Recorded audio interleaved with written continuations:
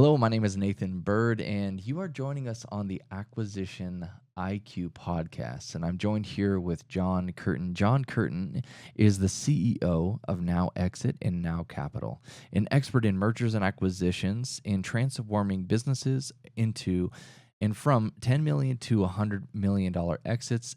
As a vintage international speaker, he shares his expertise on maximizing valuation, exit planning, and business growth strategy. John has proven track record of advising company owners and entrepreneurs through complex deals, ensuring high value exits, and with extensive experience in deal structuring, negotiation, and valuation, he is a expert at what he does. Thank you, John, for joining us today. Man, I'm looking forward to getting into this podcast with you. I've had many guests on this channel, and there are a lot of questions that business owners out there have.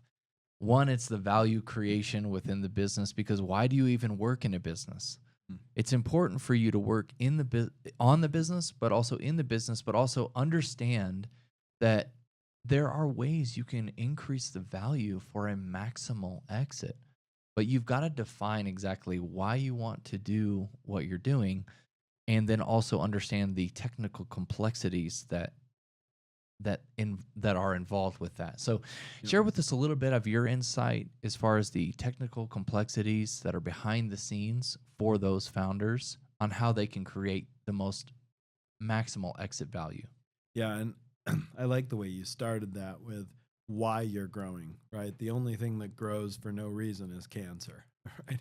When we're trying to grow a business, it's what is the end goal? Is it that I'm going to scale this business some particular size? Am I going to hand off the business to a family member, or am I going to sell? And if I'm going to sell, what size am I looking to sell at? Mm-hmm. And what amount of money, pretty simply, do I need for this to make sense, lifestyle wise, and your identity as it's rolled up into the business. So we really like to set an endpoint early, um, and then once you have an endpoint in mind of what you're trying to grow for, now we can build out a little bit of a roadmap. Yep. So we do a lot of education with clients on road mapping to that end. And we'll talk about it a little bit as we go, but there's kind of 7 things as we count them that are the most important for increasing the valuation of a company at a high level, being able to be separate from your company, being able to be an owner and not just always an operator in the business, being able to have predictability around revenue, and being able to train and scale without having to scale your own hours. So, We'll get to the 7 that you speak about all over. And I think, though, it's also important for us as business owners to not do this hamster of a wheel of continually working within our business to only have a subpar exit or even lower than what you could have exited in your business. I know you just touched on a few ways that we will exit. yeah, It's either going to be through death, us quitting, or our business, shutting down, right? yeah, Or we sell our business. And I just, and that's why we do this podcast, is for education for those out there that are in the trenches day in, day out. But we want this podcast to be a place of education where people can step out of that hamster wheel, right? That, yeah, like you want to call it. Even though it's your own job, it's your own business, you can still feel as if, and it can realistically be a place where it just feels like yeah, a job, yeah. you know? Yeah, absolutely. And I mean, when people are building the business, they absolutely are grinding. Usually starts with them, and they're trying to grow a business. And there's kind of a whole life cycle over how you treat the business. One, it's really just you, and you're the hustler. And then that kind of dies at some point, and you become the CEO who's now working on the business instead of just in. And then there's a final transition that has to go to you're the owner now, and the business is capable of running without you, both in leadership, and in sales. And so, defining the endpoint and understanding that is a really, really huge deal. Yeah. It's important for us too as we get into the intricacies of a business because it goes through life cycles. And you, as we know this to be true as entrepreneurs, what has gotten you to one point will not get you to the other point. That would be the scale of your company. And in order to scale a company, you must implement standard operating procedures. How important is that? Have you seen through the overall valuation or the value of a company Yeah. or exit? Yeah, and kind of what that plays into what we were talking about before. When you're talking about the value of a company, you are usually worth a certain range of, say, EBITDA, earnings before interest, taxes, depreciation, and amortization, right?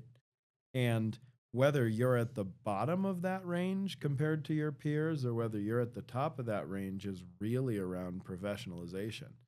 And professionalization is all of that documentation, that process, that training culture, and even kind of that tech stack, but really around, could you scale your business and duplicate what you're doing now to, say, 1,000 people? And thinking that way all the way from the beginning, from day one of your business. How do I build a business that can be scaled and explained to somebody and hire on 100 people at a time and be able to do that level of training? So, yeah. Yeah. I think it's always important to ask that question of what if, right? There's always this what if scenario that I was like, well, what if I had to scale to 50 locations? For the one Yeah. gentleman who has Yep. one franchise, right? And that leads me to my next question and point that we know to be true is there's a literal term called McDonaldization. And McDonald's had created such a well-oiled machine, an efficient franchise that could be scaled, duplicated across now the entire world. Well-known brand, but it's really because of the system. Yep. So can you share with me maybe a use case or something that you've experienced potentially within systems that have been created where all you got to do is just add money? Yeah. Yeah, the just add water, right? The Yeah. just add money for a buyer, which is what, say, private equity is interested in doing. They don't want to manage day to day. So on McDonald'sization, Yeah. that's kind of the ability to scale training and process. Every location is the same, has the same duplicatable procedures.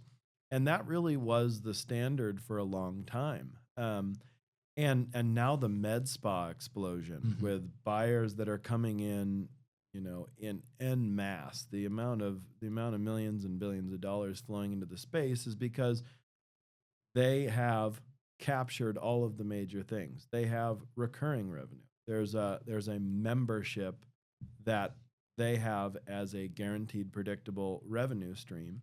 Every time the person comes in for their membership appointment, they can then be upsold on new products.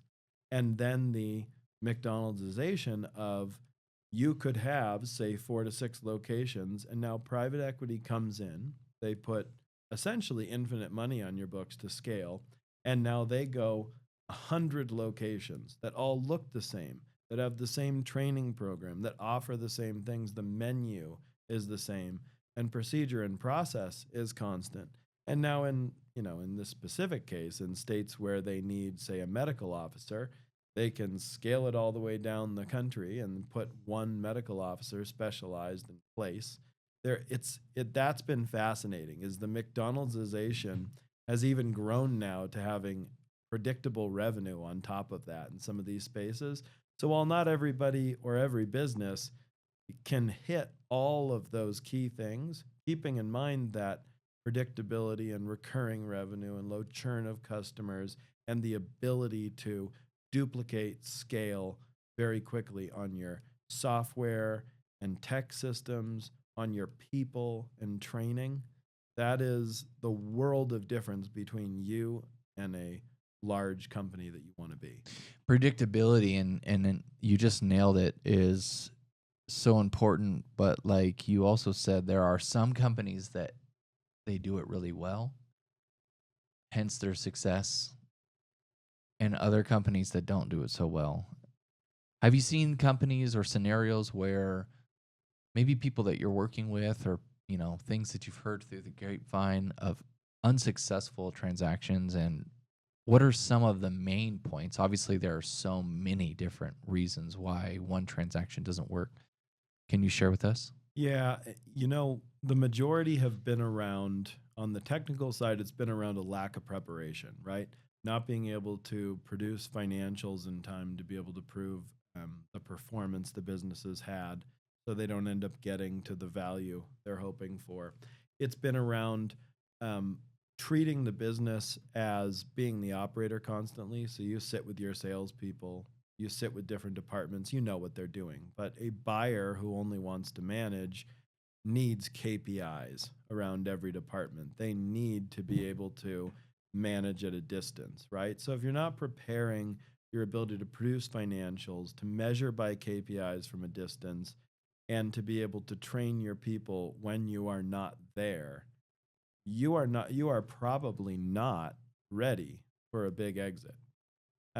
Beyond that, there's the emotional state that we talk about a lot, and we're going to have a panel speaker that's going to talk a good bit about this. But what do you do the Monday morning after you sell your business, right? So you're preparing this business all the way along to have physical separation, to run without you, so that it's a saleable business. But you also have to understand that you're kind of preparing emotionally to create a business that's easy to manage, that you can hand off for a large amount of money, and recognizing it is not you.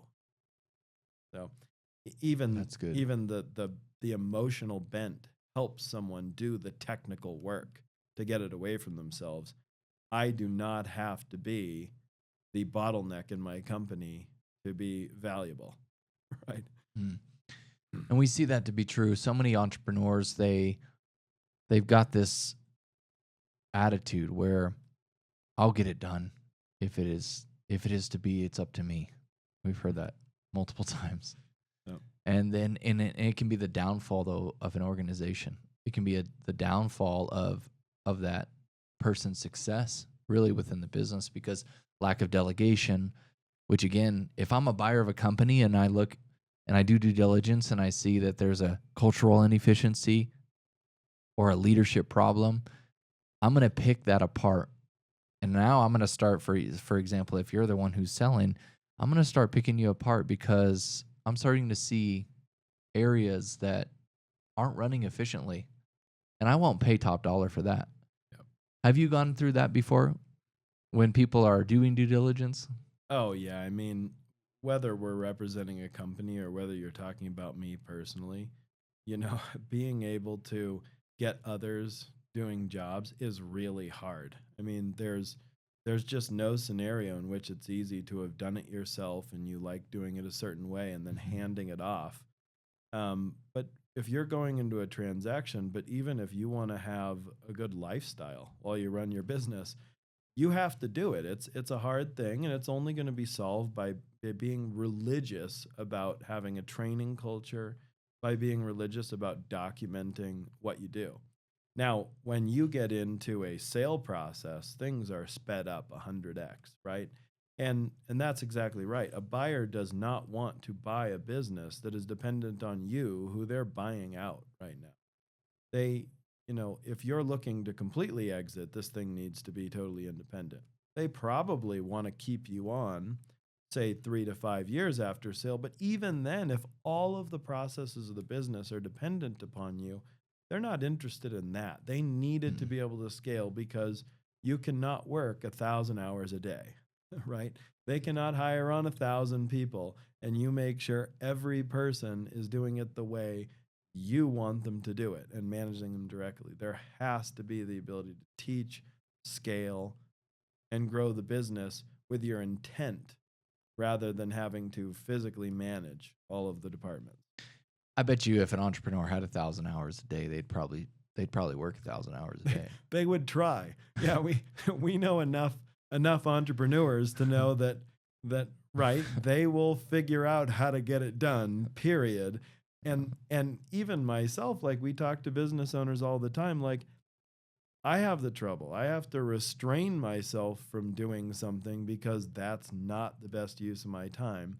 And Mhm. so if you're even 5, 7, maybe 10 years out from selling a business, it's time to choose where to restrain Yeah. yourself and let somebody do it 60% as well as you do it, because eventually 60% is going to be better than you trying to do it 100% but only Yeah. spending 1% of your time on it.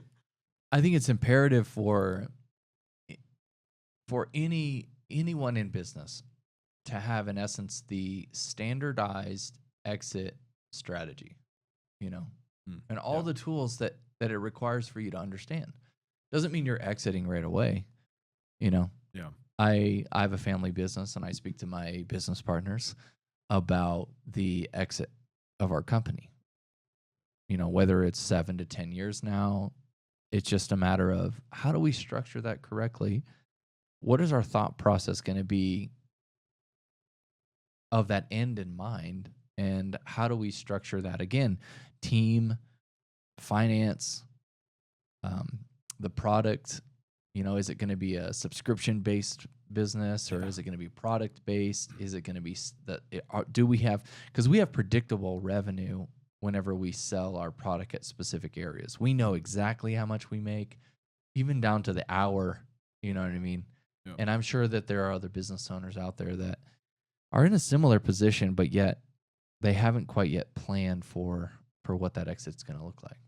Every business has an area where the business owner is really good at measuring that area. There are a Hmm. million construction companies that they are the best in the world at planning and constructing a building, right? But they usually have a blind spot somewhere. And that blind spot has to be identified. Either they're not necessarily relying on financial data or a tech stack, or marketing doesn't make sense to them, so they're not doing it. You really need an outside person to come in and give a readiness in all of the different areas. We realized that, we'll do a 12-week, we call it a roadmap to value course, and we have 10 experts who all have a completely different perspective. The lawyer has a different perspective as to what your problems are, from the guy who builds sales teams to the person who's doing the investment banking, all the way down to how well are you training? Is it understandable by the average human being that you're Hmm. going to want to bring into the company? So bringing in that third party and identifying your blind spots is huge. So, Well, and then at the end of the day, it just increases the overall valuation of the business because you personally, as the founder and as the leader of an organization, you're bettering yourself. You know, and we see the direct correlation between the education that we place into our lives to then the outcome and how that just, in essence, just increases our overall value. yeah, Huh. I mean, the average investment banking experience that we sought out to change was basically investment banker comes to you and says, "Give me this big check. I'll let you know if anyone wants to buy you," and then sign on the dotted line, right? But that's not the way that we want to interact with people, and that's not the way I'd want to be interacted with. So there's a whole education where and we think everybody should do this, want the business owner to be in place to negotiate with us. So the two most important things, and really the only two buckets that all of the activities in an M&A deal fall into, is one, to sell growth in the future, and two, to lower the perception of risk. We are coming in to lower the perception of risk, doing an accounting and a legal and a business diligence, and showing that we have predictability, that the financials are exactly such, that the EBITDA is consistent, that we've been growing, right? As soon as we solve that, though, we really want to spend the time on how would we grow organically? And that's the business owner. I would do these 3 to 5 things to grow my business double or triple over the next 5 to 7 years. If I had all the money in the world, these are the things I'd do to grow organically. And then inorganically, Who would I acquire and why? How would that boost my business? That's really, we document it for the owner, but that's really dependent on the owner being able to communicate how he would grow the business in those ways. And then we follow up by saying, and by the way, he says he can triple. We've actually now proven that with his systems and with his processes, he could double, say, with only hiring one more general manager and being able to show the company does not break on its current systems if it triples. So he sells the future and we solve a lot of those perception of risk issues. That is the best case scenario. I don't know if we have time for a quick story. Oh, yeah, of Yeah. course. Yeah, so we had a very large plumbing company at one point, and they had nothing in the way of financials, literally in an Access database at one point. And we came in about 10 months before we were even going to go to market and rebuilt 5 years of their financials from bank statements. It was a very, very involved pickup. One of the best operators we've ever worked with, but just that was not what he cared about. And he had, say, the classic one office lady who started with him, who knew everything, and it never became a problem to manage all of this. So we come in, we rebuild 5 years so well that we get through a sell side quality of earnings and get him to a buyer. Now, the buyer never found out how messy the financials were a mere 10 months before and never found out how much risk there had been in measurement. And so we quickly nailed the buy side quality of earnings, the legal diligence, and got through all of our technical in about 45 days, which is unusually quick. And the next 45 days were spent with the owner able to sell why his business is so valuable. And at one point, a gem came up that he built the business to not chase accounts receivable. And he had the subcontractor get the final payment as their profit. So he was paid and had made his profit if ever a change order happened. And between that and a couple things that were absolutely brilliant in the way he built the company, in the least common story ever, the valuation went up $20 million from the first offer to the final close. And so that is the power of Quality of heavy, earnings. heavy preparation. Yeah. Yeah. And of quality of earnings too, right? Being able to absolutely nail that, all that risk perception so that the owner is in the position to help us sell his business. When should you utilize a quality of earnings? And for those of you out there, what is a quality of earnings as well? Yeah, so a quality of earnings is always done by a buyer, right? It's been pretty uncommon up until the last couple of years for a seller to do it as well. But a quality of earnings is being able to be a heavily scoped audit of how revenue is recognized, of liabilities, and of adjustments to EBITDA, right? So there are a lot of really complicated things, and the accounting standards under GAAP are changing periodically, where you are getting a valuation of say 100 million, but you may not realize that some of your capitalized leases are going to back off of that in a cash-free, debt-free calculation. You may not know exactly how much working capital you have to leave in the business after you sweep the cash, right? And then we have a huge increase in adjusted EBITDA from just where EBITDA started because you have personal things in the business, one time, non normal, non recurring expenses that when you add back for a business owner in the lower middle market, like where we work, can be sometimes 20-30% more EBITDA. And we need to be able to defend every single one of those transactions. That's where a quality of earnings comes in. It's a third party group that justifies all of the financials in the way that you would build it into cash free, debt free, and then helps you justify battle test every single transaction and why it's added back so that when the buy side quality of earnings comes in, we have very specific answers very quickly and we shorten the amount of time spent on the technical diligence in that 90-day exclusivity period after you sign a letter of intent. Yeah, and you had just stated previously that being able to go through that process is immensely valuable for that business and really essential, you know. Yep. So, Yeah, I mean there's no substitute. When we've tried to do deals where we got brought in very very late, there have been wild adjustments that not only are difficult to then explain because you have to do it live basically and don't have a lot of the preparation, but once there's confusion put into a transaction, it is only against you.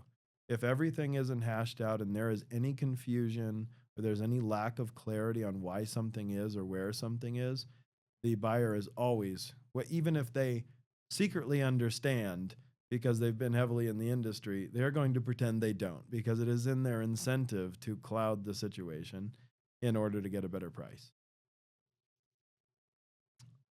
let's add some clarity here on the ending of this podcast on maybe a lasting nugget that you would give somebody out there that's looking to sell a business. What is a few lasting important things to do with the business? Yeah, I think what I talked about, really engaging early on so that you can lower perception of risk in your business, being in place and educated on the process so that you can sell the future. And then, kind of the teaser or the nugget I'll give you so everyone comes to Acquicon is thinking about the incentive of your buyer. There is a very different incentive for private equity versus a family office, right?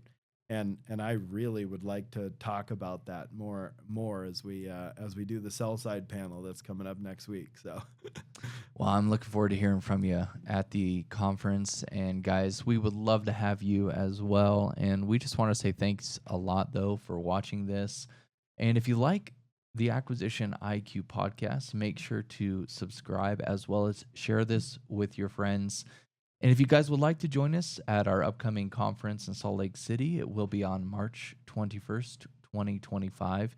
You'll get to meet people just like John here that have expert experience in the M&A space. So thank you, and we'll talk to you again soon.